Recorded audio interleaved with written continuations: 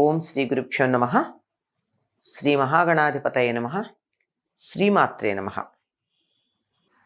కార్తీక మాసం అనగానే కార్తీక దీపం అనేది ఒక ప్రత్యేకమైనటువంటి పదబంధంగా మనకి లోకంలో వ్యాప్తిలో ఉంది. సమాసం కార్తీక దీపాలు అంటారు. కార్తీక మాసం అంటే స్నానంతో పాటు అంతటి ప్రాధాన్యం ఉన్నటువంటిది ఈ దీపం. అటువంటి కార్తీక దీపం తీసుకొచ్చి వెలిగించినందువల్ల ఎటువంటి ఫలితం వచ్చిందో, మందరుడి భార్య త్రికరణ శుద్ధిగా చేసిన దీపం వెలిగించడం వల్ల ఎటువంటి ఫలితం వచ్చిందో మనం మందరుడి ఇతివృత్తంలో చూసాం కదా. ఒకవేళ ఎవరికన్నా ఆ విధంగా దీపం వెలిగించే అవకాశం లేకపోయినా దీపాలు వెలిగిస్తే ఎటువంటి పుణ్యం ఉంటుందో అంతటి పుణ్యం ఎలా వస్తుందంటే, ఎవరైనా వెలిగించినటువంటి దీపం గనక కొండెక్కితే ఆ కొండెక్కిన దీపాన్ని వెలిగించినా, లేకపోతే ఒకవేళ ఒత్తి జారిపోతూ ఉంటే ఒత్తి పైకి తోసినా, అప్పటికే వెలుగుతున్నటువంటి దీపంలో కొంచెం నూనె వేసి అది మరింతగా ప్రజ్వలిరేటట్టుగా చేసినా ఇటువంటి పనుల వల్ల కూడా ఫలితం ఉంటుందట. అంటే ఈ మాట చెప్తే మీరు దీపాలు వెలిగించకండి అని కాదు అర్థం. దీపం వెలిగించటం ఎంతటి పుణ్యం కలిగిస్తుందో, కొండెక్కుతున్న దీపాన్ని మళ్ళీ ఒత్తి పైకి తోసి వెలిగేటట్టుగా చేస్తే కూడా అటువంటి సత్ఫలితమే ఉంటుంది అని చెప్పడం. నిజంగా ఉంటుందా అంటే దీనికి సంబంధించి ఒక ఇతివృత్తం ఉంది అని మనకి వశిష్ఠ మహర్షి జనక మహారాజుకి చెప్పినట్టుగా తెలుస్తోంది. ఆ ఇతివృత్తం విందాం. ఒకప్పుడు సరస్వతి నది తీరంలో ఒక పాడుపడిన దేవాలయం ఉంది. ఆ పాడుపడినటువంటి దేవాలయంలో దీపాలు వెలిగించి సరస్వతీ నదిలో ప్రతిరోజు స్నానం చేసి కార్తీక వ్రత దీక్ష పూర్తి చేద్దామని ఒక సన్యాసి అనుకున్నాడు. ఇది చాలా ప్రధానమైందండి. ఇందులో రెండు అంశాలు మనకు ముఖ్యంగా కనపడతాయి. ఒకటేమిటంటే పాడైన దేవాలయాలని ఉద్ధరించటం, రెండోది కొండెక్కుతున్నటువంటి దీపాన్ని మళ్ళీ ఒత్తి పైకి తోసి వెలిగేటట్టుగా చేయడం. రెండు కూడా చాలా ప్రధానం. కొత్త దేవాలయం నిర్మాణం కన్నా కూడా జీర్ణ దేవాలయ పునరుద్ధరణ అత్యధికమైనటువంటి ఫలితాన్ని ఇస్తుంది అని చెప్పి మనకి పెద్దలు చెప్పే మాట. ఈ రెండు ఇందులో కనపడతాయి ఈ ఇతివృత్తంలో. ఈయనేం చేశాడు, పాడుపడిన దేవాలయం, ఇక్కడెవరు దీపం పెట్టేది లేదు, దీన్నన్నా నా వ్రతానికి ఉపయోగించుకుంటానన్నాడు. కనీసం తాను ఇక్కడ ఉన్నంతకాలం అన్నా దేవాలయంలో దీపం పెట్టడం అనే సత్కార్యం జరుగుతుంది అని, అందుకని సమీప గ్రామానికి వెళ్ళి ఒక 12 ప్రమిదలు తెచ్చుకుని దానికి కావలసినటువంటి దీపాలు వెలిగించడానికి కావలసిన నూనె ఇత్యాదులు తెచ్చుకుని అక్కడ ఆయన చక్కగా పూజ చేస్తూ ఉన్నాడు. 12 ఈ 12 మరి దేనికి సంకేతమో తెలియదు కానీ ఆయన 12 దీపాలే పెట్టి రోజు పూజ చేసుకోదలుచుకున్నాడు. ఇలా చేస్తూ ఉంటే స్నానం చేసి దీపాలు వెలిగించి ధ్యానంలో కూర్చునేవాడు. అలా ఒకరోజు కూర్చున్నప్పుడు ఆ ప్రాంతంలో తిరుగుతూ ఉండేటటువంటి ఎలిక ఒకటి ఆహారం కోసం అక్కడికి వచ్చింది. అది ఎప్పుడూ అక్కడే ఆలయంలో ఉన్నది ఏం తినేదో, ఏ పురుగులు తినేదో ఏం తినేదో తెలియదు. ఇది వచ్చేటప్పటికి అక్కడ దీపాలు ఉన్నాయి, ఆకలిగా ఉంది, వెతుక్కుంది.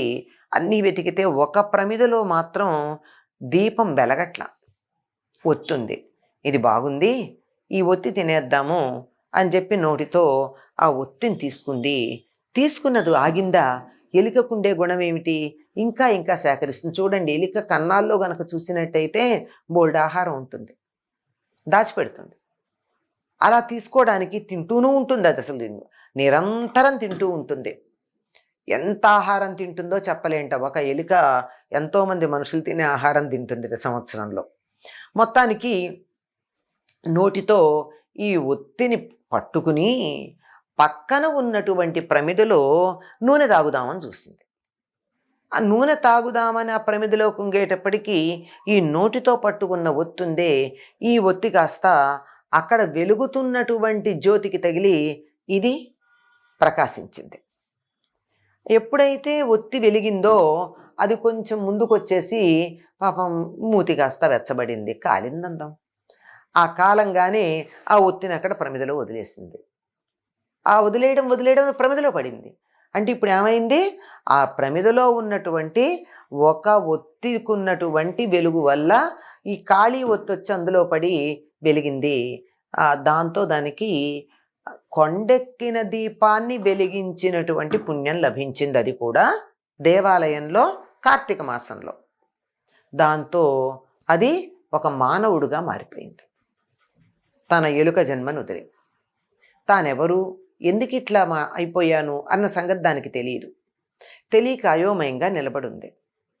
ఈ లోపల ధ్యానంలో నుంచి మెలకువ వచ్చినటువంటి ఆ సన్యాసి తన ఎదురుగా ఉన్నటువంటి వ్యక్తిని, నువ్వెవరు, ఎందుకు ఇక్కడున్నావు అని అడిగాడు.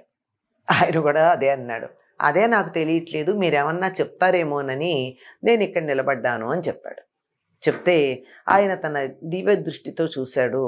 చూసి ఎలుక ఇలా మనిషిగా మారిందని, ఆ ఎలుక జన్మ రావడానికి, ఆ ఎలుక జన్మ నుండి మళ్ళీ ఇలా మనిషిగా మారడానికి కలిగిన కారణం ఏమిటి అన్నదాన్ని తన దివ్య దృష్టితో చూశాడు.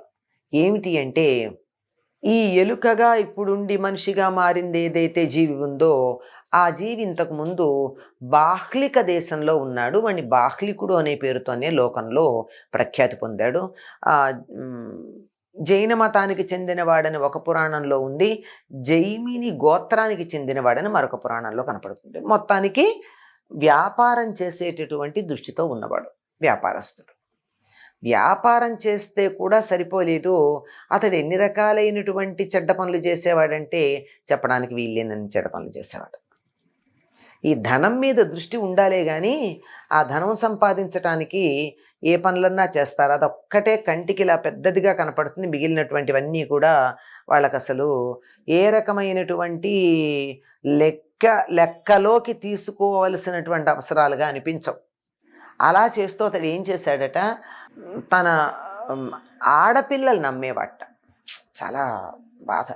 ధనం సంపాదించడానికి వ్యాపారం చేస్తూ ఎక్కువ వడ్డీ తీసుకోవడమే కాకుండా ఆడపిల్లల్ని అమ్మి కూడా ధనం సంపాదించాట. పోనీ ఇంత ధనం సంపాదించాడు కదా, దీంతో ఏమన్నా సుఖపడ్డాడా వాడు అంటే, ఆ ధనం అంతా తీసుకెళ్ళి భూమిలో పాతిపెట్టాట. భూమిలో పాతిపెట్టిన కారణంగానే భూమిలో ఆహారం దాచుకునేటటువంటి ఎలిక జన్మ ఎత్తడం జరిగింది. అయితే ఇప్పుడు ఇలాంటి ఎలిక జన్మ ఎత్తి కూడా, అంటే ఇన్ని పాపాలు చేసి దుర్మార్గ పనులు చేసి ఎలిక జన్మ ఎత్తిన తర్వాత కూడా వెంటనే మళ్ళీ తనకి దివ్యదేహం, దివ్యమానవ దేహం వచ్చింది అంటే దానికి కారణం కార్తీక మాసంలో ఆలయంలో కొండెక్కినటువంటి దీపాన్ని తాను స్వయంగా వెలిగించటమే కారణం అని చెప్పి చెప్తాడు. మరైతే నేనేం చెయ్యాలి దీనికి అంటే, ఆ ఋషి చెప్తాడు, ఆ సన్యాసి చెప్తాడు, నీకు ఎలాగో మానవ జన్మ వచ్చింది గనక నువ్వు తిరిగి వెళ్ళి నీ భూమిలో పాతిపెట్టిన ధనం తీయి, ఆ ధనంతో సత్కార్యాలు చెయ్యి, ఎవరెవరి పట్ల నువ్వు అపచారం చేశావో అవన్నీ సరిదిద్దుకో, నీకు గొప్ప అవకాశం లభించింది. అందరికీ ఇలా చేసిన తప్పులను సరిదిద్దుకునే అవకాశం ఉంటుందా? ఉండదు కదా. ఈయనకెందుకు వచ్చింది ఆ అవకాశం అంటే, కార్తీక మాసంలో ఆలయంలో కొండెక్కుతున్నటువంటి దీపాన్ని వెలిగించటం వల్ల. అతడు వెళ్ళాడట, తాను ఎక్కడ దాచిపెట్టా, అప్పుడు అతనికి పూర్వజన్మ స్మృతి వచ్చింది, తాను ఎక్కడ దాచిపెట్టాడో ధనం తెలుసు కనుక వెళ్ళి ఆ ధనం తీసి దాన్నంతా సద్వినియోగం చేసి తర్వాత పుణ్యలోకాలకి వెళ్ళాడు అని చెప్పి మనకి ఈ ఇతివృత్తం చెప్తూ ఉంది. కనుక దీపం వెలిగించటం ఎంతటి పుణ్యప్రదమో, కొండెక్కుతున్న దీపాన్ని మళ్ళీ పునరుజ్జీవింపజేయడం కూడా అంతే పుణ్యప్రదంగా మనం భావించుకోవాల్సి ఉంటుంది. చేత ఎక్కడన్నా, అది కార్తీక మాసం అయితే మరీ మంచిది, కాకపోయినా సరే నూనె ఉండి ఒత్తుండి గాలికి దీపం కొండెక్కితే వెలిగిద్దాం. ఎప్పుడు కూడా దీపం అన్నది జ్ఞానానికి, జీవానికి, చైతన్యానికి, కాంతికి సంకేతమే కదా. కనుక అటువంటి దీపం యొక్క ప్రాధాన్యం తానంతట తాను వెలిగించకపోయినా వెలిగించే స్థితిలో ఎక్కడుందండి? ఎలుక జన్మలో దీపం వెలిగించడానికి వీలుందా? లేదు కదా. కానీ అది ఆహార సముపార్జన కోసం వెడుతూ చేసినటువంటి పని వల్ల ఈ రకంగా రావడం అన్నది జరిగింది. కనుక కార్తీక మాసంలో దీపం వెలిగించడం అనేది చాలా ప్రధానమైనటువంటిది. తప్పనిసరిగా ఈ కార్తీక మాసం అంతా ఉదయం సూర్యోదయానికన్నా ముందు, సాయంత్రం సూర్యాస్తమయం అవుతూ ఉన్నటువంటి సమయంలోనూ దీపాలు వెలిగించవలసినటువంటి అవసరం ఉంది అని, లేదా ఇతరులు వెలిగించిన దీపం అయినా సరే దాన్ని ఎగసన దోసిన మంచి పుణ్య ఫలితం లభిస్తుంది అని చెప్పి మనకి ఇతివృత్తం ద్వారా తెలుస్తోంది. స్వస్తి.